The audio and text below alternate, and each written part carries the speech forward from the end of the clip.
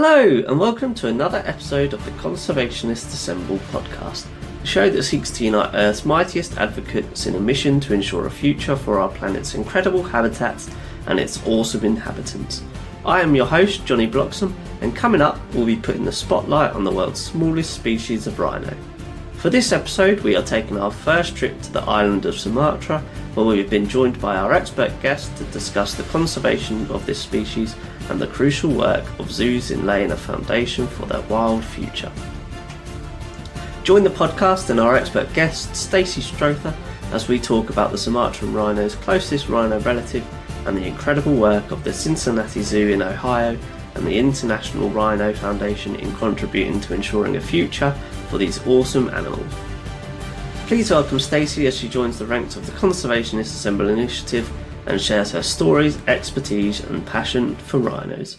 Stacy, thank you for joining us today on the podcast. How's it going? It's going great. I'm so happy to be here. Thanks for having me. It's an absolute pleasure, and you're most welcome. I'm happy to hear that you're doing well, and obviously we're here to talk about the Sumatran Rhino and International Rhino Foundation. So first off, could you tell us a little bit about Sumatran rhinos?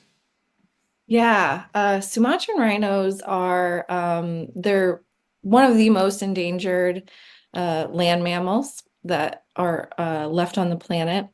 They're one of the oldest rhino species, so they're most closely related to the woolly rhino, actually, and that makes them really unique because they're also known as the hairy rhino. So they're much hairier than any of the other rhino species. They live now just in Indonesia. They used to live all throughout Southeast Asia, but they're also the smallest rhino species. So they're probably about half the height of your standard white rhino or greater one-horn rhino. They are just amazing creatures. Oh wow, I didn't realise they were that small. I was kind of aware that they were smaller than African species of rhino, but when you still see a picture of a Sumatran rhino, they still can be perceived as quite large. Yeah. The proportions are kind of hard to tell, but they're quite short. Oh, that makes them. It must make them even more endearing to see. Yeah, absolutely. Absolutely. So, in terms of why we're talking about them today, obviously we've already kind of touched on how their home range is a lot smaller than it used to be historically. But what classification do we have for the Sumatran rhino, and what is their population trend? Sure. So Sumatran rhinos are classified as critically endangered, and they've been classified that way for a long time. And that's an IUCN Red List classification, and essentially that means they're one step away from extinction or extinction in the wild. And without heavy intervention like they're receiving, they would more than likely go extinct. And that's what critically endangered means. So I know a lot of times the word endangered gets thrown around and maybe even overused a Mm. lot these days. But these guys really are one of the most endangered mammals on the planet. Um, so the government of Indonesia, they have a count and they estimate there's still somewhere fewer than 80 Sumatran rhinos, which is not a lot.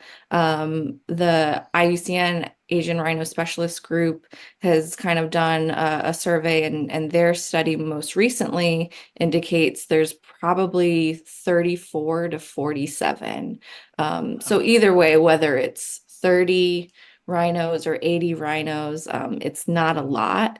The main problem is that we just don't know for sure. We know that they're disappearing. They're going into kind of smaller and smaller pockets deep in the jungles. They're isolating more and more. So we're not seeing them as much as we used to even 10 years ago, which is pretty concerning. Yeah, really concerning. And I suppose when we've touched on actually, they're a lot smaller than maybe we are aware of, and then yeah, you're in the middle of the dense jungle. It's probably not hard for them to slip by. Oh, absolutely. You can be standing 10 feet away from a Sumatran rhino and not even know it because the jungle is so dense and they're fairly small. relative. So, and they're an elusive species for years. That's kind of how they evolved to be stealthy and go unnoticed. So they do really good at that as well, which makes our job a lot harder. Yeah, and I suppose obviously 80 is not a big number, 30 certainly not a big number, but irrespective of which one of those, that it means that there's not a lot of room for error. Absolutely, absolutely.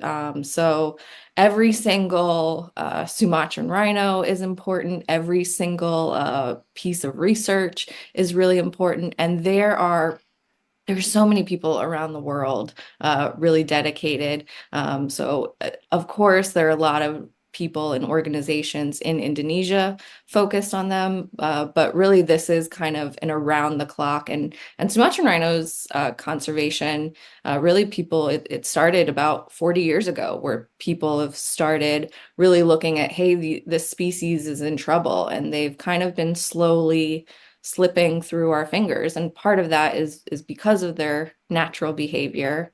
But yeah, it's been going on for a long time, and there are a lot of people dedicated to helping them. That's really great to hear, and we're definitely going to try and put the spotlight on those actions soon. And I'm really glad that you've brought up the government side of things. It's great to hear that there is some government involvement. But in terms of kind of raising the awareness and understanding the threats to the Sumatran rhino, when we talk about rhino conservation, it's actually one of the easier ones to talk about when you talk about their African cousins, because it's very well documented. And if you talk about white rhinos to the least animal-minded person, they're still kind of exposed to understanding what's going on there. So how can we compare what's happening with Sumatran rhinos to that of their African counterparts, and how can we get the awareness for Sumatran rhinos to that same level? Oh, sure. Yeah. That's a really good question, because yeah, absolutely, you're right. When people hear about rhinos, African rhinos are probably the first thing that pops into your mind. A lot of people don't even know that there are Asian rhino species, that there's actually 5 species of rhinos, and 3 of them live in Asia. 2 of them only live in Indonesia, which is where the Sumatran rhino is, and then also the Javan rhino that lives there. So yeah, I think it has a lot to do with numbers and visibility. But also, if you go to your local zoo, more than likely, if there's a rhino there, it's a white rhino or a black rhino from Africa, maybe a greater one-horn rhino from the India Nepal region. So that visibility, and physically being able to see those animals, that certainly helps them. But I would say, we often say in the zoo world that the animals that are at the zoo are kind of ambassadors for their wild counterparts. And I would say that has to be the same case for those rhino species that are in zoos. They can be kind of ambassadors for the Javan and Sumatran rhinos, who you won't see at zoos. And I think that's really important for people to understand, is that conservation for one species a lot of times really has a ripple effect, and it helps so many other species. Yeah, and I suppose now it's an appropriate time to mention that there aren't any Sumatran or Javan rhinos in zoos globally, and certainly in the Sumatran rhinos case, that's actually a quite a recent thing.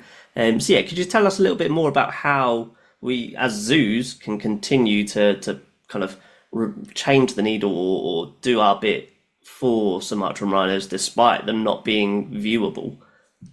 Yeah, absolutely. Well, and I do have to say that zoos are a huge part of where we're at today with Sumatran rhinos. There's so much that we wouldn't know about them.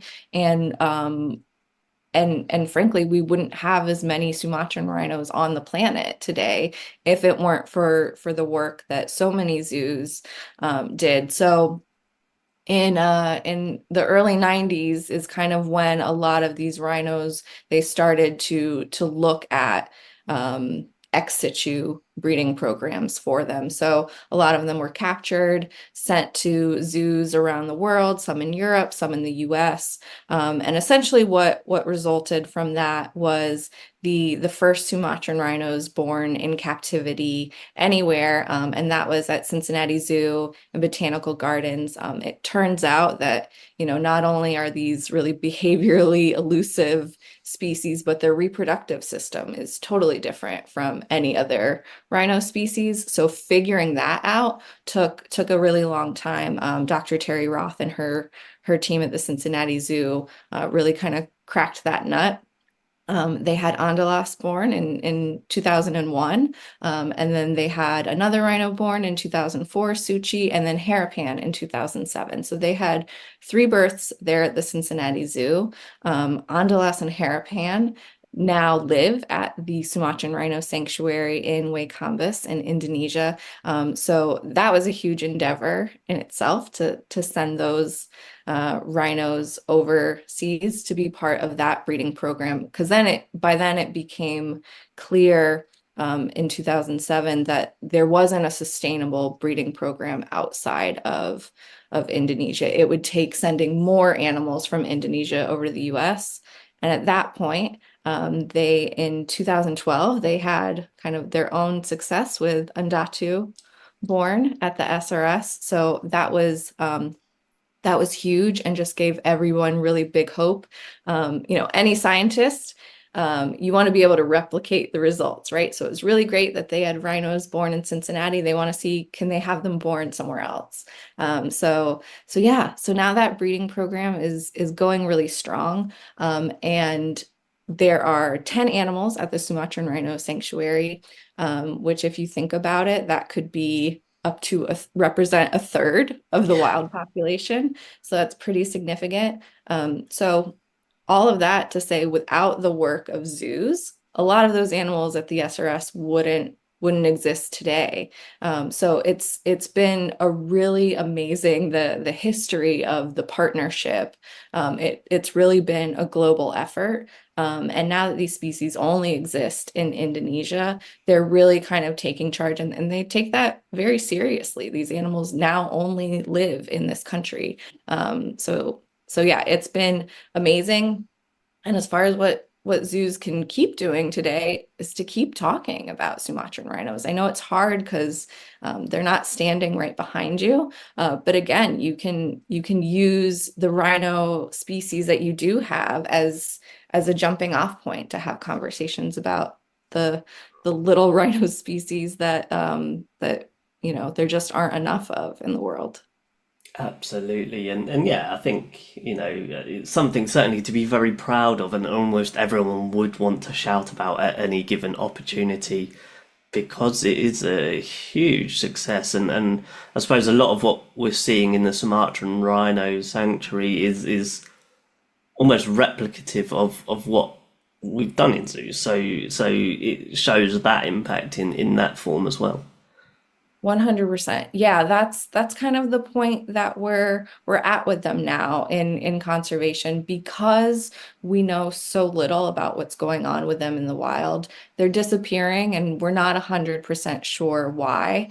We know a lot of it. They were, years ago, they were poached down to such small numbers. I think they kind of reached a tipping point where now, even though we don't think there's any more poaching going on, partly because they're so hard to find, they're down to such small numbers that the little pockets that they're in, they just can't reproduce enough to keep their population sustainable and going. So, it's very likely that Sumatran rhinos as a species, they're going to be dependent on a captive breeding program, just like with the California condor or black-footed ferret here that happened in the US. The main difference is that rhinos, of course, take up a lot more room. Yes.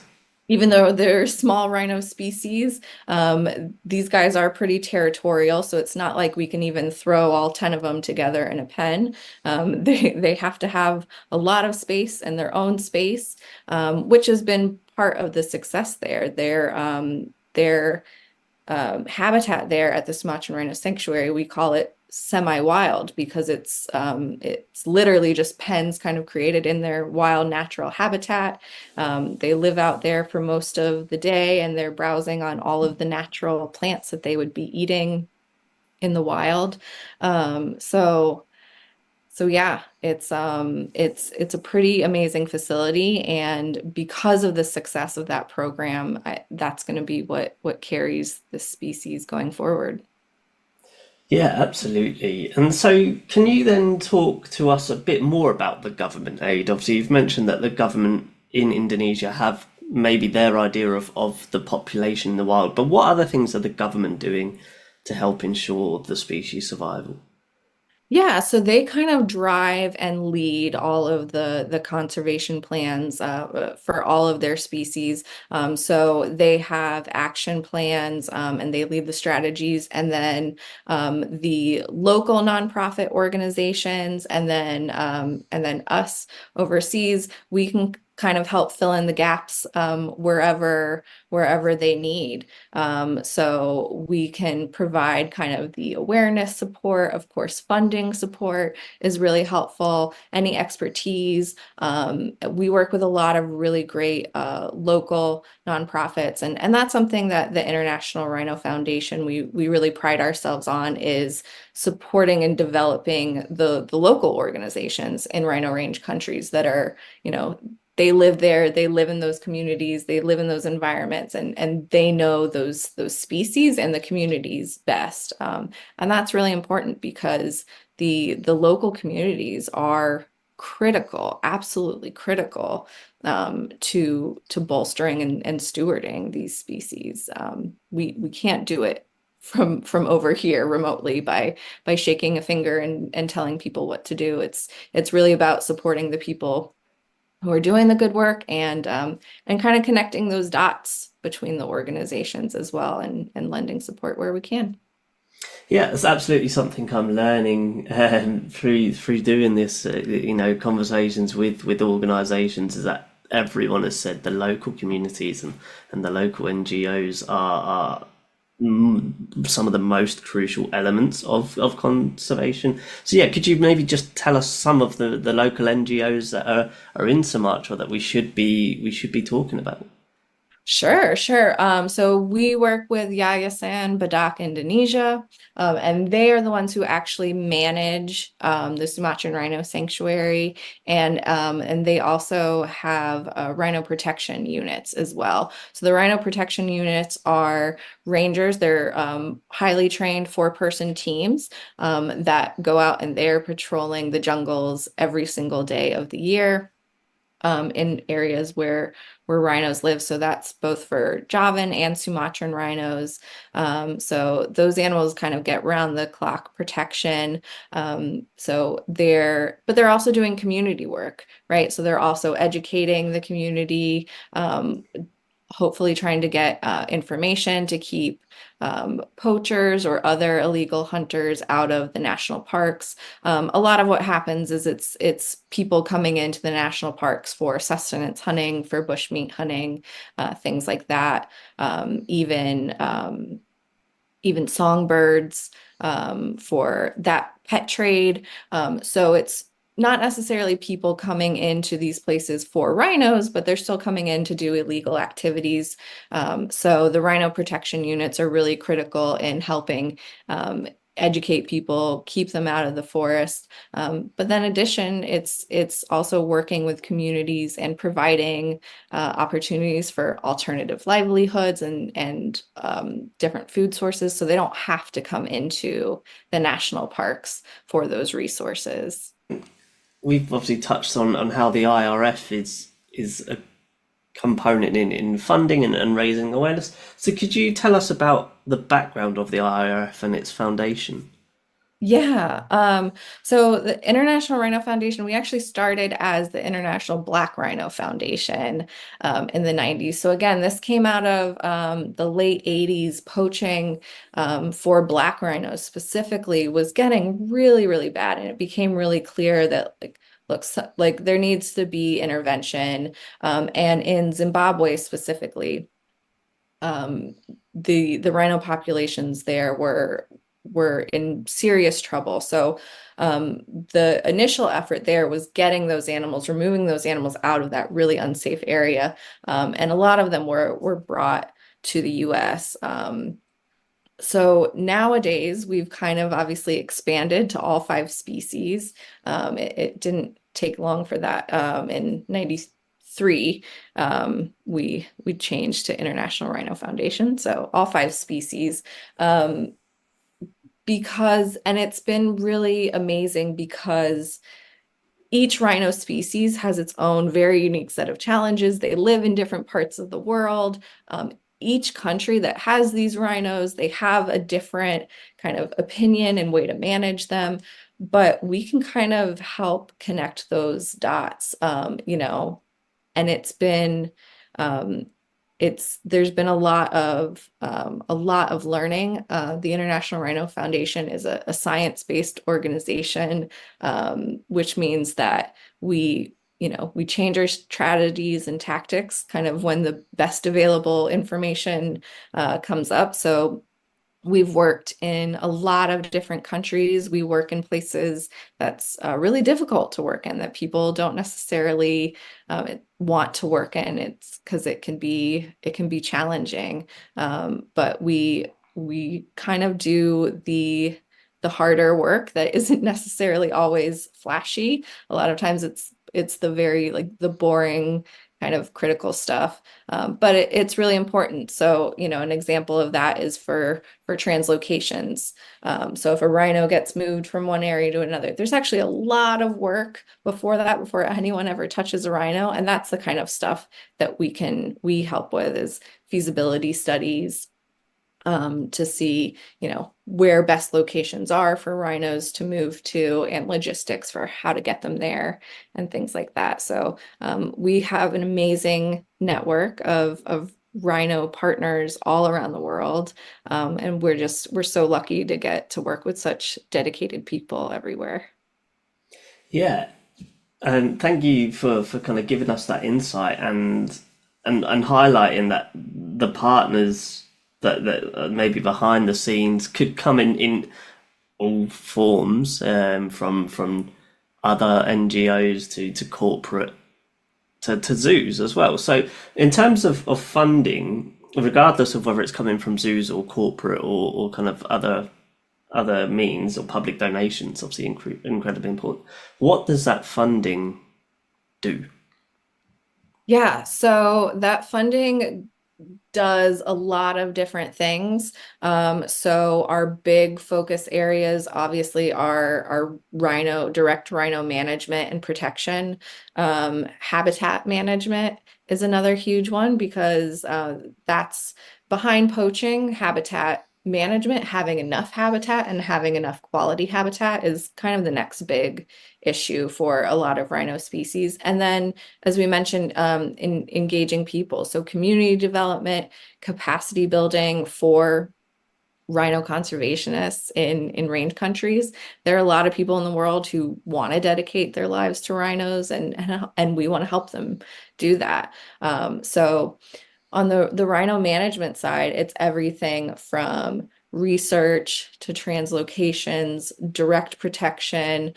Security is huge. I'm sure you're aware, and your listeners are aware, that poaching really is kind of a game of leapfrog a lot of times between these poaching syndicates, who are really heavily funded and controlled by international criminal syndicates. So there are really big players kind of at the top of that scheme, who are funding these poaching operations. So counteracting that with technology, you kind of have to keep trying to be 2 steps ahead of poaching. So there's a lot of security and technology there. And then moving animals, if animals need to be moved. Rhino translocations can be pretty expensive. And even just monitoring them. So a lot of these key populations, we support Low-Veld Rhino Trust in Zimbabwe, who monitors really heavily their black rhino population there. And, just as a zookeeper might, you would go out and you would do rounds and you would check all your individual animals. They kind of have a similar system there, obviously on a much larger scale, but they know every single rhino who lives in their area. And by knowing their animals and knowing when, hey, there's something off with this one, or I haven't seen this particular animal in a few weeks, that can really lead them to intervening before there's a big issue. So if there's a medical issue, or if there happens to be a poaching attempt, they can really address that really quickly. So our funds go a lot of different places all around the world, to a lot of different things. For rhinos, every tool in the toolbox is something that needs to be explored. And then now looking at the future, what actions need to happen to keep the ball rolling for Sumatran rhino conservation? Yeah, I think it's a matter of time and patience, and a lot of times, it's rhinos are challenging because nothing really happens quickly with rhinos, unfortunately, unless you're talking about poaching, and that's why poaching can be so devastating because rhino populations take a really long time to recover, right? They have about a 16-month gestation period, and the calves stay with moms for a significant amount of time. So it can be 3 to 4 years in between calves. So, a rhino has one calf every 3 to 4 years. That can be a really slow growing population. So, a lot of it is just is a matter of time. But, of course, as these programs get larger. So the Sumatran Rhino Sanctuary, I mentioned now there were 2 births last year, which is so exciting. But that now brings the capacity of the sanctuary to pretty much full. They're at capacity now, so they're going to need to expand. So as this breeding program expands, that's going to take a lot more money and resources as well. And I think that's given us a really lovely insight into where we are currently with the status of Sumatran rhinos. So we're now just going to kind of take the seriousness down a bit and want to know what Sumatran rhinos mean to you. So what is your favorite thing about Sumatran rhinos? I mean, I think, to kind of keep on the seriousness a bit, they're, they're kind of the most daunting challenge that we have as rhino conservationists. But at the same time, when I think of Sumatran rhinos, I think of hope. They really represent um, what the potential for, you know, global conservation breeding management can be. They represent so much collaboration to me. And humans are the problem a lot of times with a lot of these animals, especially rhinos. But humans can also be the solution. So Sumatran rhinos do really represent hope to me. When I think of them, I think of them in the future, and it's we might not be able to control what happens to them in the wild, but there's still really a chance for them. We've seen it happen with plenty of other rhino species, and plenty of other species around the world. So I think that's what I like most about them is maybe they're a little bit of an underdog, Hmm. um, where it seems like there's a huge uphill battle for them right now. But I think that, in 100 years, people will be kind of looking back on this time period, as we're doing now, and they'll be saying this was kind of the moment in Sumatran rhino history where everything really changed and it really changed course. So that's kind of what I hope. No, and yeah, I'm glad that even though we want to, acknowledge that conservation is a heavy topic and it's worth keeping the light-hearted moments for such a time. I'm glad that you kind of kept your foot on the pedal for that note because it was a very apt point, and I think, yeah, hopefully we will be looking back in 100 years and be like, yeah, Yeah, I like that's to where the think so. tables turned. Yeah. So, what was your first experience with Sumatran rhinos? My first time I remember pretty well. So Harapan was the first Sumatran rhino I met, and I'd mentioned so Harapan lived at was born at the Cincinnati Zoo, and he actually moved around the U.S. a little bit to make room there so that they could in Cincinnati so that they could keep breeding their rhinos. And so Harapan went and lived at a facility in Florida called White Oak Conservation for a few years. And I was a zookeeper at the time, and I started volunteering at White Oak Conservation Center. I was a rhino keeper, and I had only worked with white rhinos at the time, and I wanted to learn more about all the rhino species. So I was lucky enough. They were, within a 3-hour drive of me, and they had four of the five rhino species at Wow. that time. So it was just I was like, what an amazing opportunity. So, I would work 40 hours a week as a zookeeper and then drive up 3 hours on the weekend to work there, to volunteer there as a zookeeper. But I remember the first time I met Harapan, and I was just so amazed. I didn't realize how small they were, how much shorter they were than other rhinos. And he was still fairly young then, so just so hairy. I mean, really furry, and they have these big goofy ears and this really bulbous nose. He just looked like a Muppet to me. I was just, jaw agape, just wide-eyed. I just kind of couldn't believe what I was seeing. I'd never seen an animal like that before. So yeah, and he was just as sweet as can be, and they would just walk right in with him and feed him his food, and they can be pretty docile.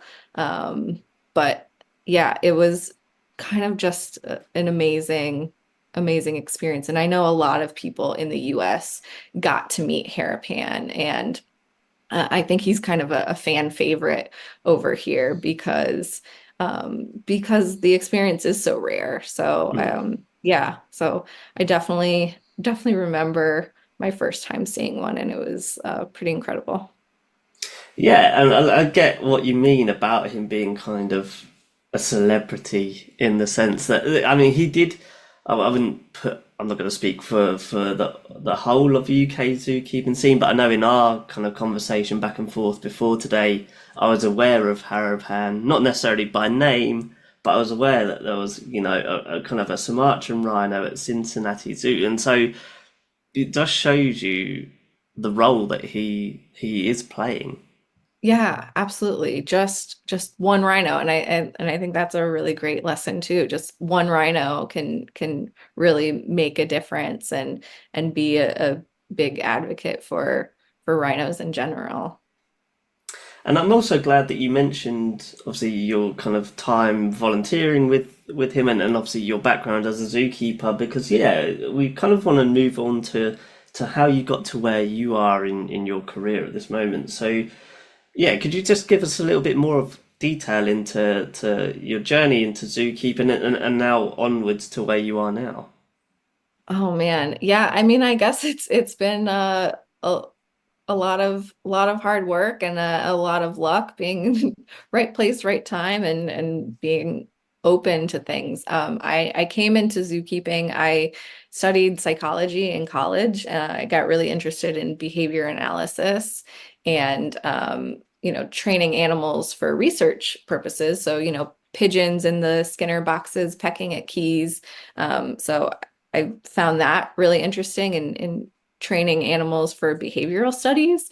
And as I was thinking about what I wanted to do with my career, I was, well, how do I apply that? And as a little kid, I had always thought like, oh, I'll be a zookeeper one day. And that seems maybe less realistic the older you get. But then I kind of thought about it and I was like, well, can I apply kind of these training ideas and methodologies? You can do a lot for zoo animals. And I loved the idea of medical management training for husbandry purposes. And I think that was really big coming up, and more, I think maybe a lot of people don't realize with zoos these days how much time and effort is put into animal welfare and animal well-being. And you can train a lot of animals to do a lot of different things, even if it's something as simple as getting a weight on your hoofstock animals, which, as you know, hoofstock are one of the hardest because they're prey animals and they're Yeah. afraid of you. Yeah. They think everyone is trying to eat them. So those can be really hard, difficult animals to train. So I got really interested in just training and animal behavior of all animals, and that's what kind of got me into zoos. And then kind of as I was going through my zoo career and especially working with rhinos, one of my first jobs, and one of my first kind of as I had just been learning the rhino area, we had a few rhinos that needed to move, and so I got to help with their crate training process. So through training rhinos to go into a crate and closing them in a crate, and that crate gets lifted onto a truck, just seeing that whole process just really got me interested in them. And then of course I was working with rhinos during the height of the rhino poaching crisis, kind of in 2012 through 2015. And it really kind of dawned on me that the animals here aren't my biggest concern. These animals are, more than well taken care of. They're spoiled rotten. An animal sneezes and someone notes it, and you're watching and observing. So it was really the animals in the wild. And I think just having to, it's so hard to fathom how, when you care about your rhinos so much, how someone can kill them for their horn. So that's kind of where I thought, my focus needed to shift. I wasn't 100% sure what I wanted to do, but I went back to school. I did my master's in environmental law and policy. Again, not really sure, but I wanted to put myself in a position where I could get more involved, either in the wildlife side of things here, either with like a federal wildlife program or in something in the nonprofit world. And when an internship from International Rhino Foundation popped up one summer, and I applied for it, and the rest is history. I've been with them for 5 years now, which is absolutely amazing because they were kind of my dream organization, my goal organization. So I thought it would take a long time to get to this point. Let me build up a bunch of nonprofit skills that will be marketable, and I can eventually get a job somewhere like International Rhino Foundation. But yeah, that's kind of the luck part, as far as timing. But I definitely took a lot of chances and created more doors so that they could be open to me and I can run through them when when I had the chance.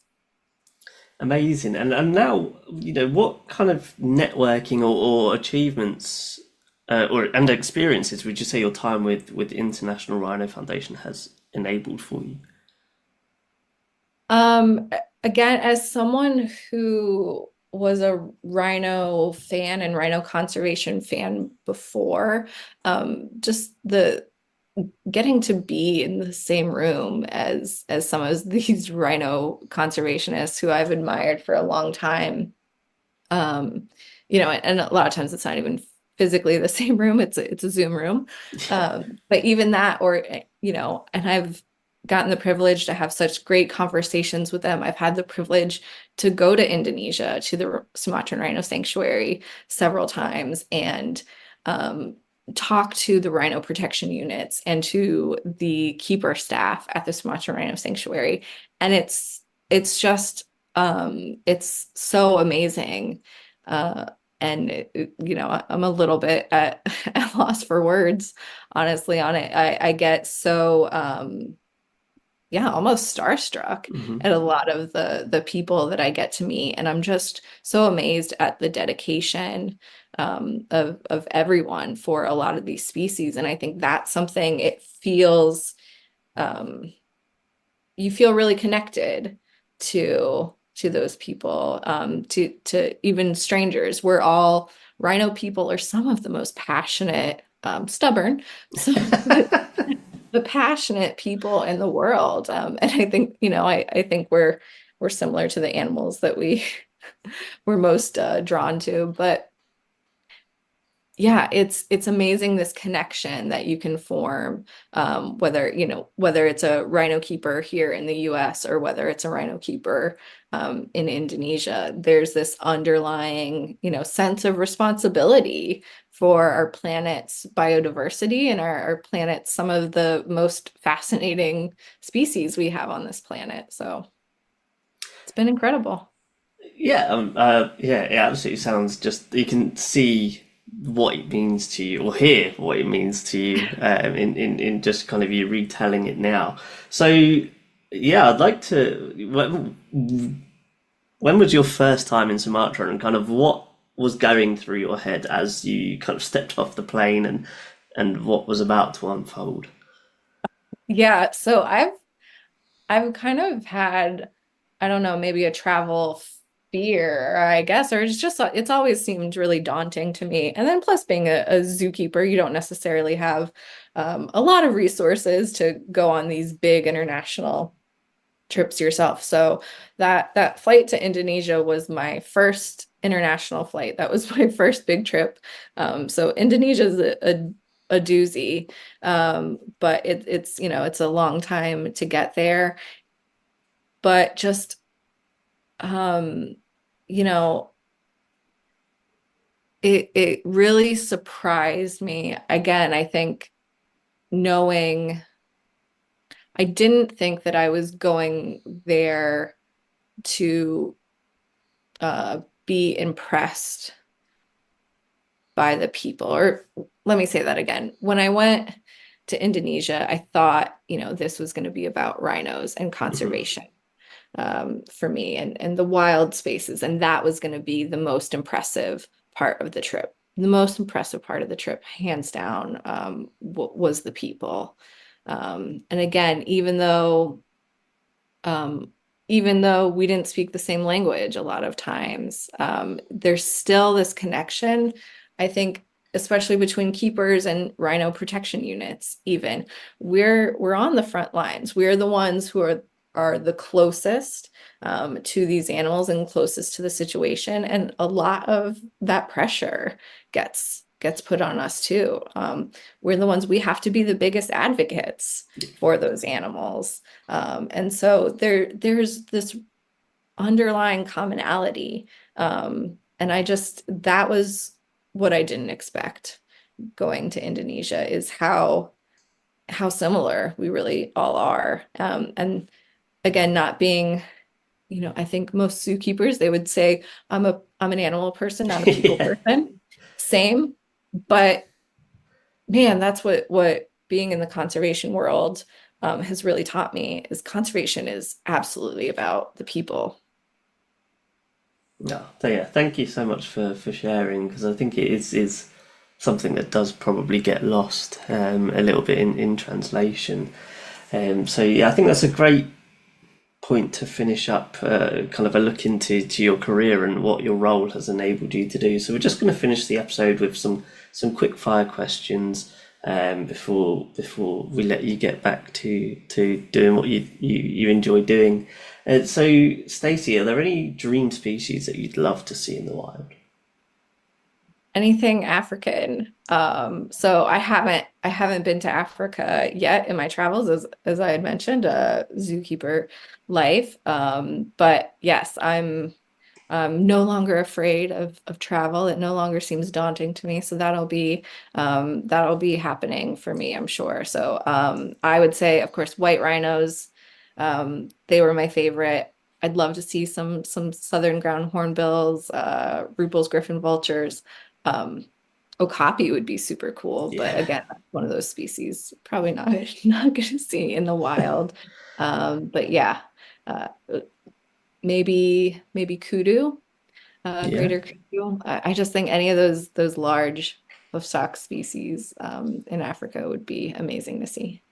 Yeah, certainly some fantastic species there. So fingers crossed for you that you Yeah. have some success there. If you could be an animal, Stacey, what animal would it be and why?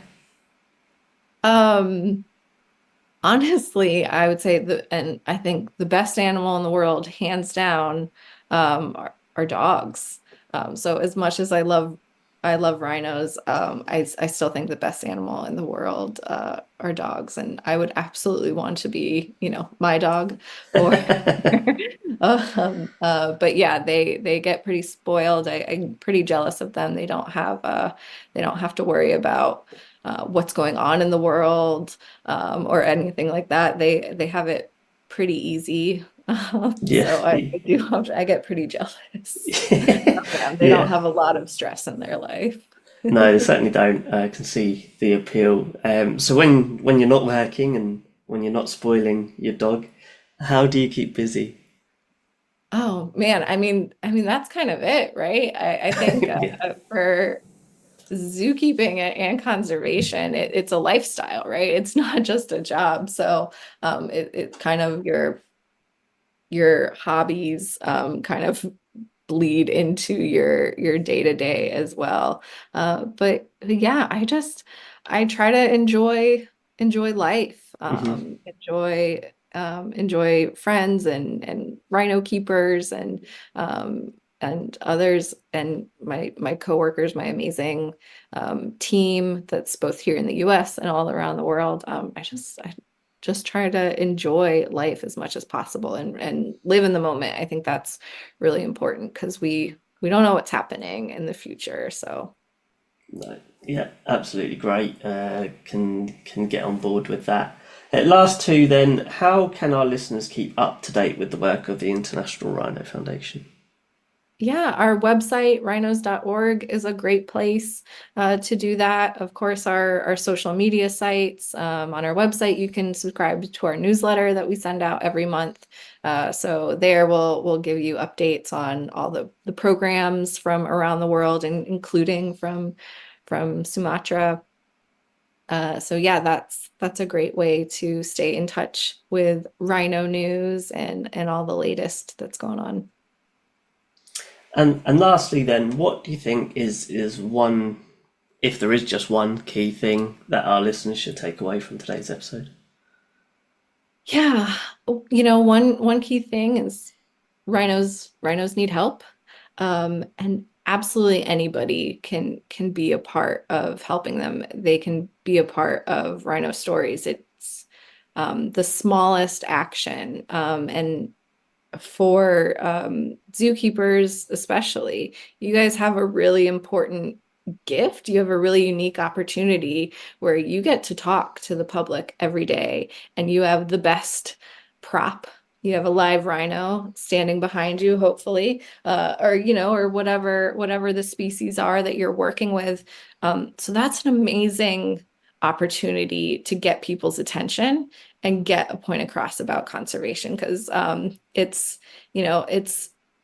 maybe a little bit more impressive to see a live rhino than it is maybe to read an article or something like that. You've got a really unique opportunity there talking about rhinos, and all it takes is planting one little seed.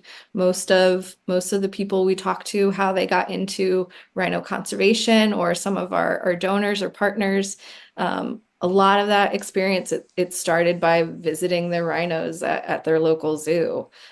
So it's a really amazing kind of seed that everyone can kind of plant now. And we're going to be growing the next generation of rhino conservationists, and that's really what we need all hands on deck, as many people loving rhinos as possible.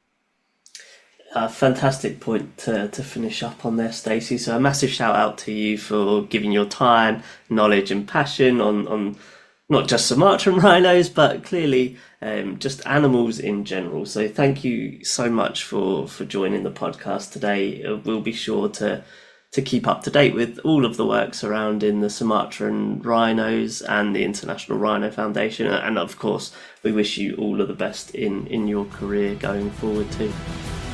Oh, well, thank you. And thank you, Johnny. Thank you for the work that you're doing with your podcast and spreading the word for a lot of species. It's great. A massive thank you to Stacey once again for all her hard work in conservation and her time on the Conservationists Assemble podcast today. But as always, a huge thank you to all of you for tuning in and supporting the show. If you did enjoy this episode, please like, share and review or rate the podcast, as it helps us to keep improving and spreading the word on the conservation efforts taking place around the world.